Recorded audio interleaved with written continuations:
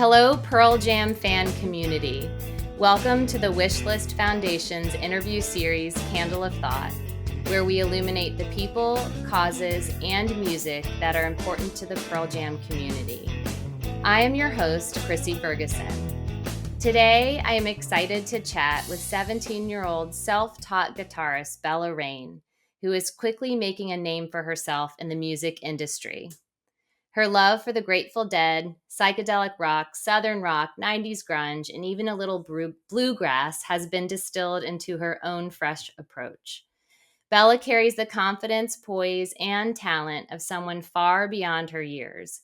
And this is a big reason why she has already become a regular guest shredder, sharing the stage with heavy hitters including Melvin Seals and JGB, ALO, Jackie Green, O'Teal Burbridge, and members of Terrapin family, in addition to performing as an artist at large at several regional festivals. We have so much to chat about with this incredible musician who is such an inspiration and is paving the way for other young women, especially aspiring female musicians. So let's get started. Welcome, Bella, and thank you so much for joining us today. Hi, thank you for having me. So, Bella, you have said in the past that Mike McCready is a major inspiration and one of your favorite guitarists. And can you tell us a little bit about how you started listening to him and Pearl Jam and how maybe he started to inspire you to play the guitar? Yeah, well, I think that's a great way to kick this off. And from the beginning of my kind of like musical journey, Mike McCready's been a huge inspiration to me.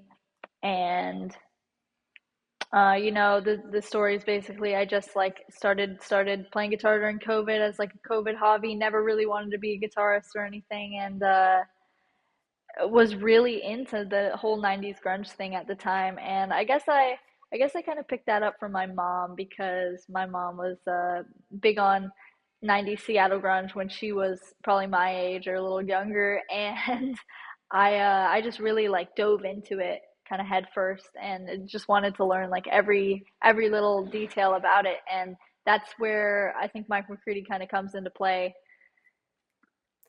Did your mom play guitar or did she just listen to the music? So she would tell you that she didn't play guitar and that she like dabbled or whatever, but the guitar that I found and started playing first was hers, so I'll hand it to her. Yeah. And when you were playing during COVID and teaching yourself, I mean, how did you do that? Were you watching YouTube videos and just playing It's around so with it? yeah. Yeah, it's so funny. Uh, it was definitely like a YouTube video thing, and like I found the guitar, and I was just obviously like, well, I don't play guitar, so I'll fix it up, and I'll like look up how to put new strings on it. I'll give it to a friend or something, and then I was sitting there with it, and I was like, well, while I have this, I may as well just like try to give it a shot. And so I was looking up, obviously, like how to play Soundgarden songs and like how to play all these different things. And then I got really into Pearl Jam, and I think that's kind of where my guitar connection came in with like Mike McCready and stuff, because he instantly his playing style and everything just like instantly clicked with me. And I feel still like that's kind of the most um like authentic thing to me that comes in the most natural way. Yeah. It's really cool because McCready follows you on Instagram.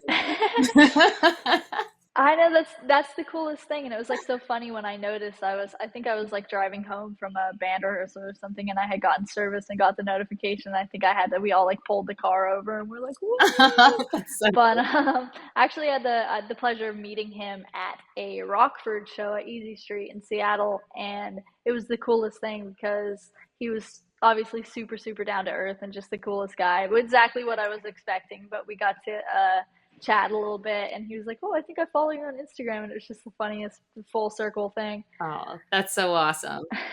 So I know Yeah. that, so a lot of people probably don't know this, but Bella, you came and you actually, for Women's History Month, spoke to some of my students, actually our entire middle school, such an inspiration to all of our young musicians. And one of the things you said was when the kids asked like who would you want to play with, and Mike was one of the people. So Totally, totally. that's we're hoping that's a very tangible goal, right? In the next, I know. I'm like fingers crossed with that. I think that'd just be awesome. And it was such a great time chatting with you and the kids. So yeah, that was just so fun. it was a lot of fun. So who so far that you have played with really, or what experience in general has really stood out to you in your career so far?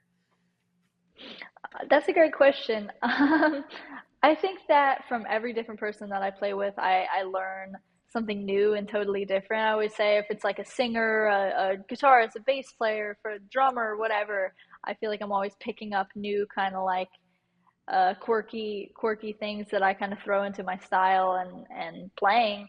But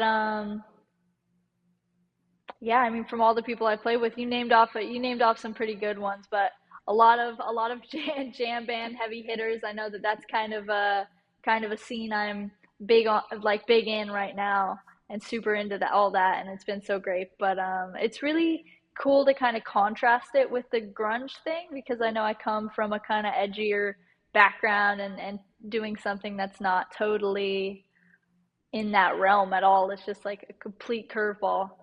Yeah, and you love playing the Grateful Dead. So you Yeah, got to tell everyone about playing Jerry Garcia's alligator guitar. How totally, did that totally. happen? That was the craziest thing, and it was like the coolest night. But I was doing a show. It was an all women show again with a band called the China Dolls in Berkeley, and it's just showing up to the show like any other night. And I had a bandmate come up and he was talking about the set, and he was like, okay, so you're gonna play this, and then what song are you gonna play Gator on? And I was like, uh-huh. And then it clicked with me and I was like, what? And he hands me the guitar and I just like have to go on stage. So there was no time to even think about it or process it at all. Which like I was thankful for after, because I would have had like the nerves would have gotten Yeah. to me, but I think I kind of just like rolled with it, and it was almost like a blackout Oh, moment. I'm sure. But totally. And I know that people always talk about like playing being in the fingers and all these things, and like how you really like give your own soul and like approach to the guitar always, and I totally believe in that. But with Jerry's guitar, you can totally feel the soul behind it, and it really does feel like something magical. Oh my gosh, that must have been incredible. I'm sure it was a blackout moment. It was. So what we have Bottle Rock coming up. I know you've talked about some of the places that have really stood out to you where you've played some amazing venues. Tell us about the venues that stand out to you, and then tell us what you're feeling about playing Bottle Rock. Have you ever played Bottle Rock before? No, this will be my first time. Okay, awesome. So what venues stand out to you that you've played so far? Yeah, I mean, I feel super lucky to say that I've had some great opportunities to play some amazing, just legendary venues in the past year or so. And some that stand out to me have to be like the Great American Music Hall in San Francisco. I played a few times now, and that was like one of my dream venues because it's pretty hometown to me. And then another one of my favorites has to be Oracle Park, and we did a Grateful Dead event there. And they like let me on the field with the mascot and stuff, so that was definitely up there. And then also I recently played the Charleston Poorhouse, and I know that that's like left field, but that was a really, really fun night. And then I have to say probably the Fillmore in San Francisco for the Allman Betts family revival, and that was just like my favorite. That's so awesome. So are you excited about Bottle Rock? I am so excited about Bottle Rock. It's like through the roof. Yeah. That's going to be amazing. So you have your own band. So are you playing with your band when you're at Bottle Rock? Are you going to be on stage with another band? And tell me a Yeah, little bit so about your band because we haven't talked about that yet.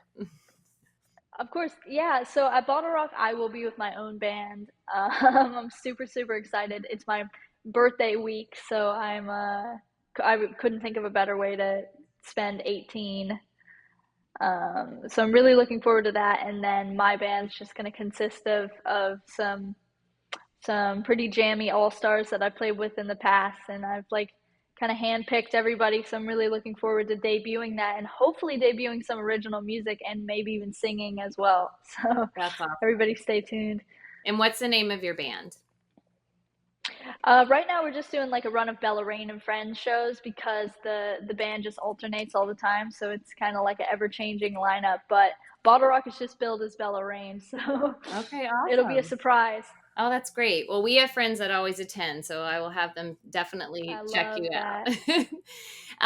So we talked a little bit about this before, but you're a very young, musical artist and, being a female as well. Have you faced many challenges in your career so far, or have things been, fairly easy for you? I love that question too. Yeah, it's funny. I was talking about this a little bit the other night in a different interview, but that's a big question that comes up for especially I think girls in music and really any art form. But I'd like to say that I've had a pretty fair run at things, and I'm really grateful for that because I haven't faced too much hardship and like too much hate or anything at all. Mm-hmm. So I feel pretty lucky in that sense. But also, I think that being in a really supportive community and surrounding yourself with people that just really want to like bring you up and make you feel good is important. And that's a big part of my journey. And I'm very grateful for all the people that have been part of that for me and making this such a nice and genuine experience for me. And that's super important. So I haven't faced too much, but yeah, so that's I'm sure there definitely are people that face stuff like that. And that's great advice, to just surround yourself with those positive people. And what would you say to especially, going back to my students, they were the girls and the boys who are young musicians, and what would you say to just keep them going and to inspire them to just keep following their dreams? Yeah, I mean, I just keep practicing and never give up and never let anybody drag you down. It sounds so cliche, but really dreams do come true, and anything that you put your mind to, you can kind of achieve and make happen no matter what. And like I definitely didn't see any of this coming for myself, and it's just been this big spiral of amazing moments and memories now. But yeah, just believe in yourself. You have a lot coming up. You're going to college. Yes. Yeah, I guess the surprise is hopefully staying online for a little while longer because stuff is just picking up so fast. So I'll be on the road pretty soon, and I guess I'm gonna have to do college remotely, but I'm looking forward to it either way. Yes. And your goals of playing on stage with Mike McCready, we hope that will be coming up. Yeah, I And really you're hope very so. soon. So hi to Mike if he ever sees this. Yes, a very, very, very soon future, hopefully. So, Bella, we wish you Oh, all the best. You are so inspiring to so many, and you're doing such an amazing job. It's amazing oh. what a musician you are, and I cannot believe that you taught yourself how to play the guitar. It's just amazing. Thank you so much. Thank you so much. Well, it's been a blast. Thank you. Well, thank you. We'll be talking soon. Bye.